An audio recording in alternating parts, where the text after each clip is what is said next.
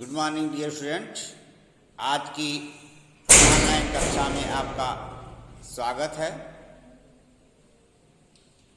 संचिता पाठ्यपुस्तक की पहला अध्याय मातृभूमि कविता, जिसके रचनाकार सोहनलाल द्विवेदी जी हैं। इस कविता को समझाते हुए उसका अर्थ भी आपको बताया जाएगा।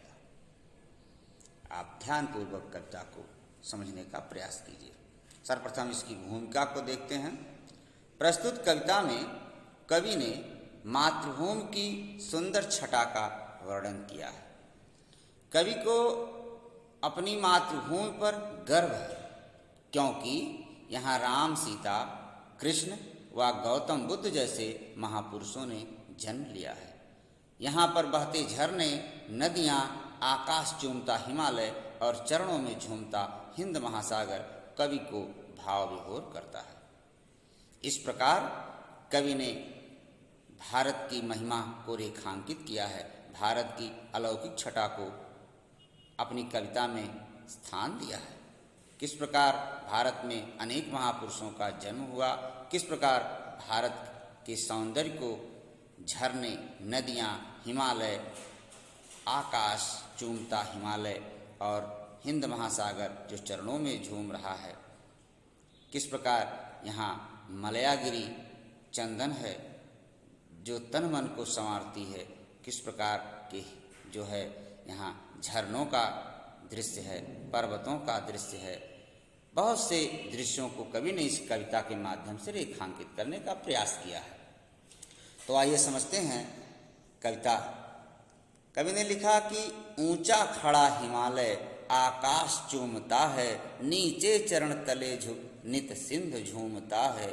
गंगा यमुन त्रिवेणी नदियां लहर रही हैं, जगमग छटा निराली पग पग छहर रही हैं। वह पुण्य भूमि मेरी, वह स्वर्ण भूमि मेरी, वह जन्म भूमि मेरी, वह मातृभूमि मेरी।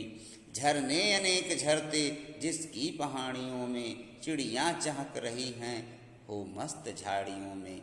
अमराइयाँ घनी हैं कोयल पुकारती है, बहती मलय पवन है तन मन संवारती है।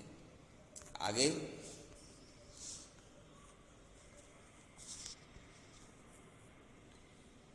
वह धर्म भूमि मेरी, वह कर्म भूमि मेरी, वह जन्म भूमि मेरी, वह मातृभूमि मेरी।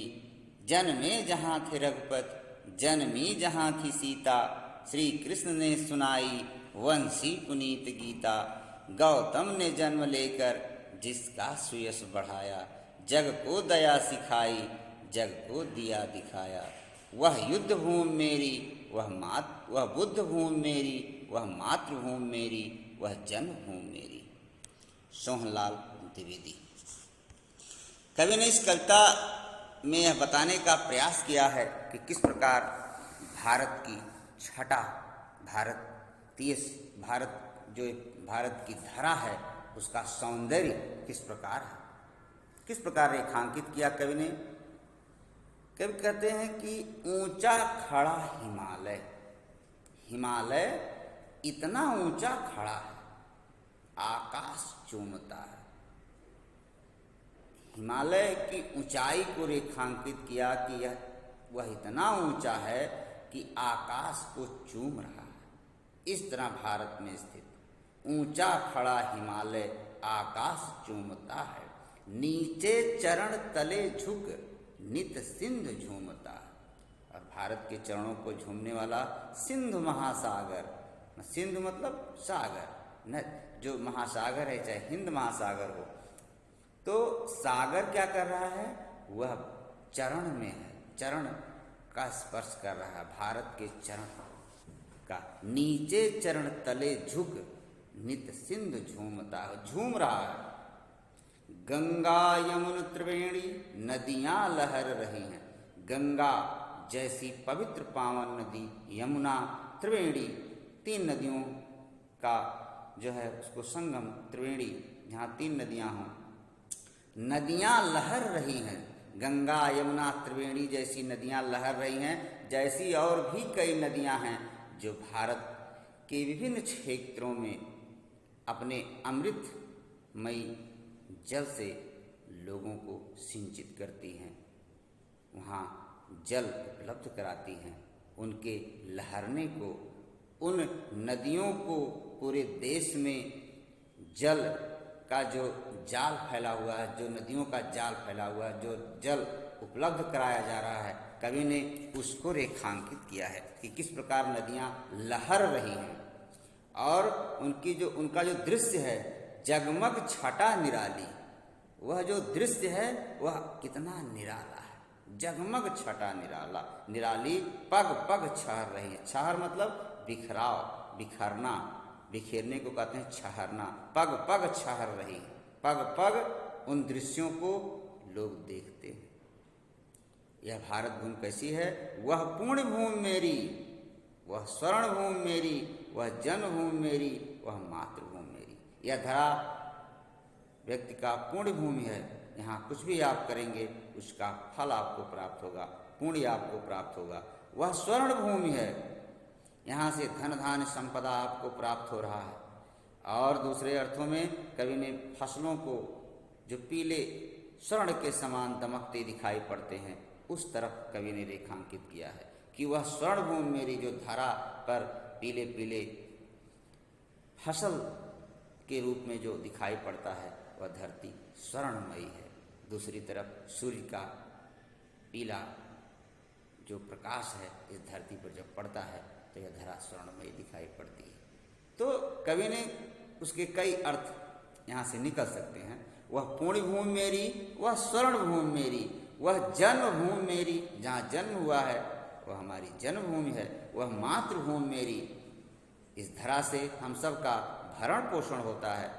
जिस प्रकार माताएं अपने पुत्रों, अपने संतानों की रक्षा करती हैं, उनका भरण पोषण करती हैं, उसी प्रकार यह धरा हम सब की रक्षा करती है। तो यह धरा क्या है?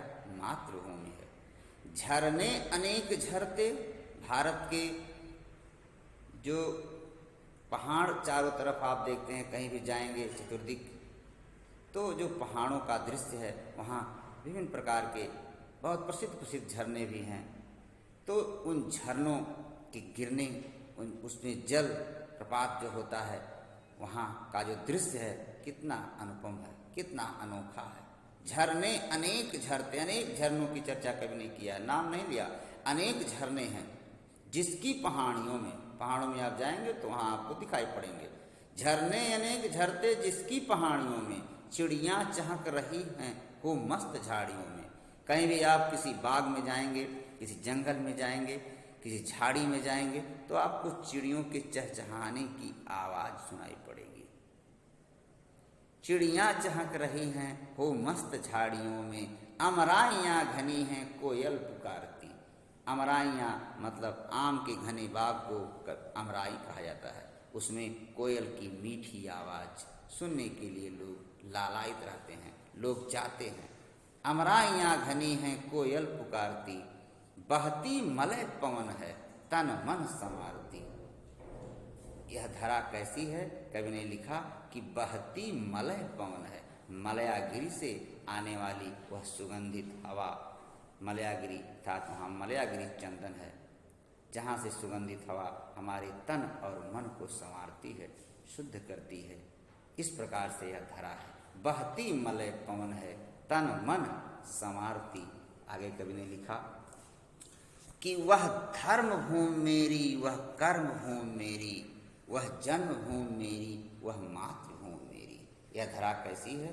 धर्म भूमि है। यहाँ जो भी व्यक्ति पैदा हुआ है वह धर्म करता है, धर्म से उसकी रक्षा होती है। तो यह धरा धर्म भूमि है।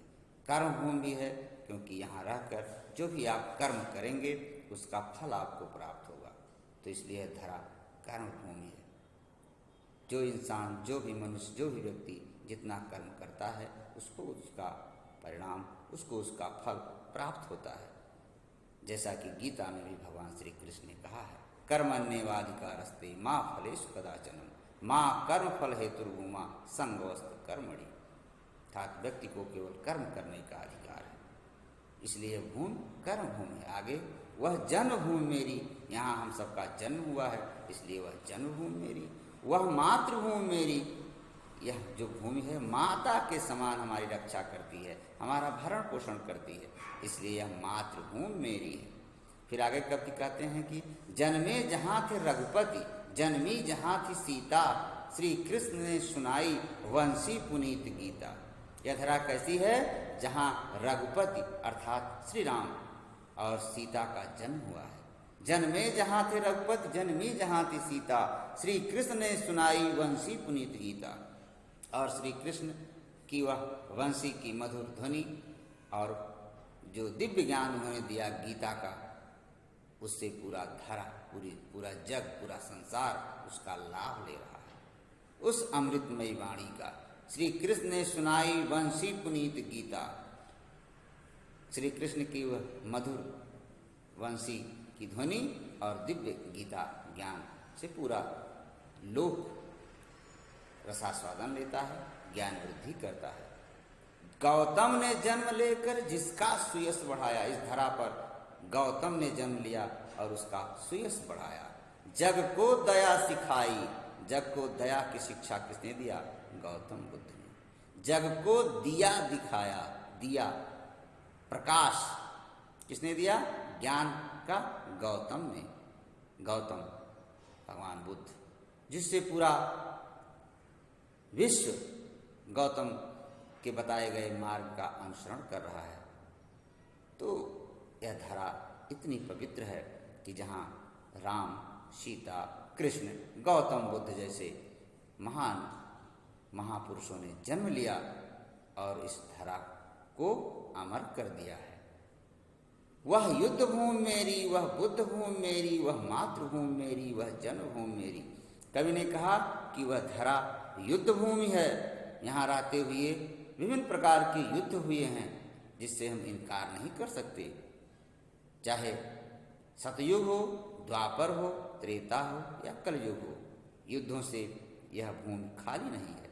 तो यह युद्ध भूमि भी है, वह बुद्ध भूमि भी है, भगवान बुद्ध की भूमि है। तो उसी तरह भगवान राम की भूमि है, कृष्ण की भूमि है, गांधी की भूमि है, जवाहर की भूमि है, बड़े चंद्रशेखर आज़ाद की भूमि है, राम प्रसाद बिस्मिल की भूमि है, इस्फाकुल्ला खां की भूमि है, बहुत बड़े बड़े स्वतंत्रता सेनानियों की भूमि है।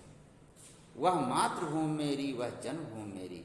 और अंत में फिर कवि ने कहा कि यह भूमि मातृभूमि भी है और जन्मभूमि भी है।